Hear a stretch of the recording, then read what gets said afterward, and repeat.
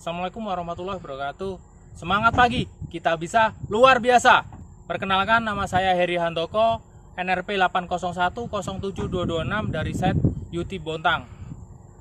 Oke, untuk kali ini saya akan mencoba menjelaskan tentang cara melepas swing motor PC 12,5 strap 7. Oke, untuk lebih jelasnya, mari ikutin video-video ini sampai tuntas ya teman-teman. Sebelum memulai aktivitas ya teman-teman, untuk prosedur remove install swing motor, hal yang perlu kita lakukan pertama adalah preparation, di mana kita sediakan shop manual, toolbox, key seat, dan posisikan unit pada kondisi level ya. Sebelum memulai pekerjaan, pastikan memasang lockout dan take out untuk mengisolasi energi bahaya yang ada di unit.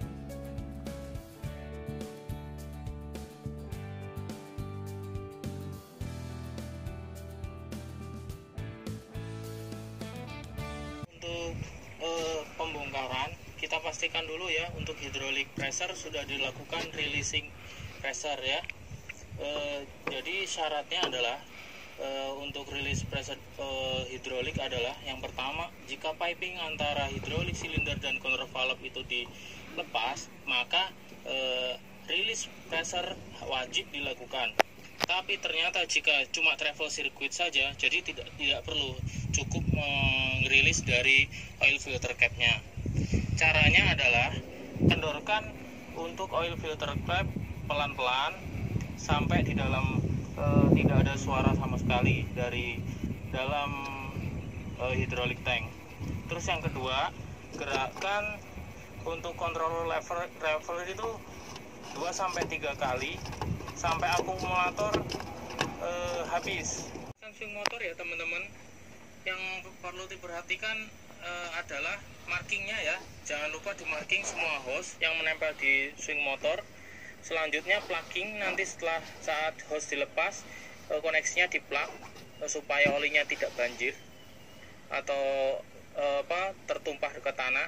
Hal yang pertama adalah lepas hose drain, habis itu lepas hose inputnya MA dan MP, hose internal leak, selanjutnya hose release brake swing motor, dan ada baut itu baut 36 kiri kanan, itu adalah mountingnya swing motor.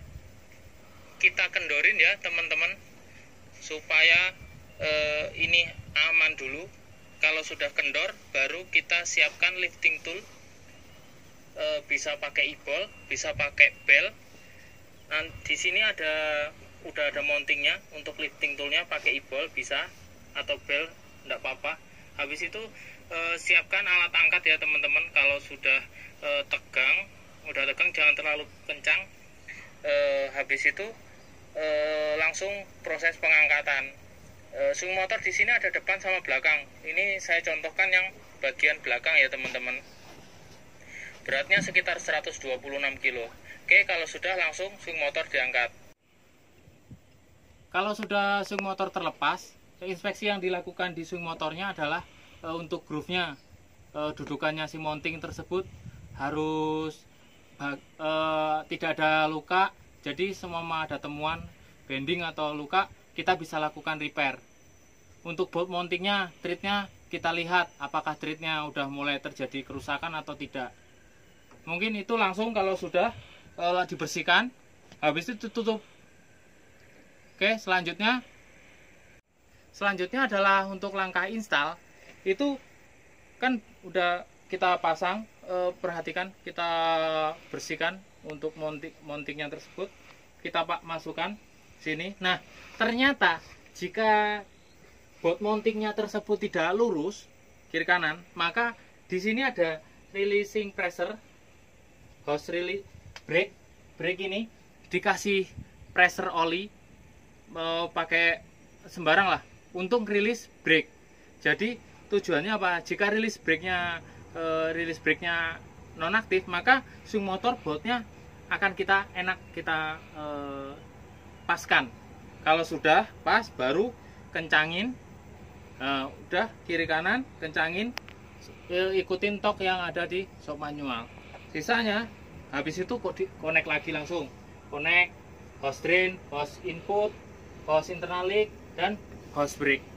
Sudah demikian untuk proses remove installnya.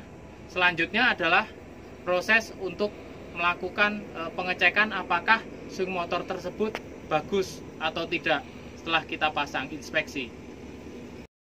Pengecekan di mana kita memastikan untuk swing motor itu dalam keadaan bagus adalah yang pertama, yaitu pengecekan internal leak.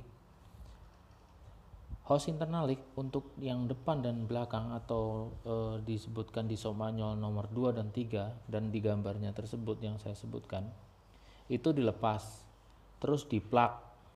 Lanjutkan untuk mengaktifkan swing lock, lalu start engine, dan operasikan swing relief di full throttle ya. Tahan terus sampai 30 detik. Setelah 30 detik baru ukur keluaran oli leak, kebocoran oli di swing motor sampai sekitar 1 menit. Habis itu matikan. Selanjutnya swing 180 derajat dan ukur lagi ya, seperti step yang sudah saya sebutkan tadi. Selanjutnya adalah pengecekan untuk awal dari start swing tersebut bisa maksudnya digerakkan. Nanti ada 2 pengecekan 90 derajat dan 180 derajat. Di situ jadi awalannya itu seperti yang tertampil, engine full throttle, hidrolik temperatur 45 sampai 55 derajat, kondisi amut, bucket no load, kondisi posisi seperti di atas. Terus digerakkan itu dari awalan dia itu mulai digerakkan, jadi sekitar 90 derajat itu sekitar 4,7 detik. Kalau 180 derajat hasilnya harus 7,2 detik. Selanjutnya adalah pengecekan dari cycle time swing. Caranya seperti tertulis, yaitu engine full throttle, hidrolik temperaturnya 45 sampai 55, kondisi di amut, bucketnya tidak ada beban, posisinya seperti di gambar. Habis itu caranya swing diputar 1 putaran. Kalau sudah 1 putaran lalu langsung start timernya, waktu start sampai 5 putaran. Jadi setelah 5 putaran stop, waktu yang terukur harus 52 detik. Pengecekan selanjutnya adalah pengukuran dari hydraulic drift swing tersebut. Caranya engine stop, hidrolik temperatur 45 sampai 55, bucket tanpa ada beban. Kondisikan mesin seperti gambar di atas, sekitar kemiringan 15 derajat, dan upper structure seperti gambar sekitar 90 derajat, kondisinya miring. Habis itu buat tanda pada swing circle di outer dan track frame. Ukur setelah jaraknya 5 menit, dan harusnya adalah yang terukur adalah 0. Artinya swing brake dalam keadaan bagus dan bekerja normal. Demikian video dari saya kali ini. Ada kurang lebihnya saya mohon maaf. Saya tutup. Assalamualaikum warahmatullahi wabarakatuh. Semangat pagi, kita bisa luar biasa.